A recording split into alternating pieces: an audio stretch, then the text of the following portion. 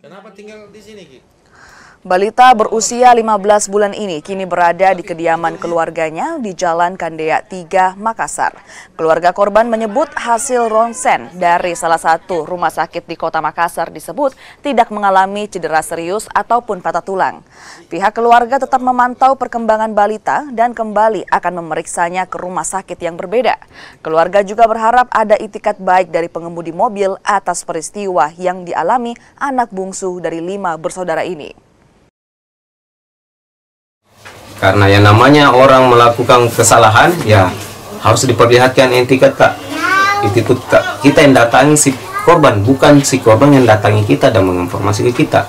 Walaupun kita sibuk, kita harus luangkan waktu walau sedikit, semenit, sedetik, semenit, atau sejam. Kalau memang tidak bisa ya cukup 5 menit lah datang sampai bagaimana keadaannya anakmu. Itu yang keluarga dari pihak kita, itu yang kita mau, bukan maksudnya kau dengan langsung jalan atau kasih uang ini ambil ini, mau di apa uang kalau maksudnya etika yang hilang. Bukan itu yang kita ingin, itu yang kita ingin kau datang, bagaimana anakmu.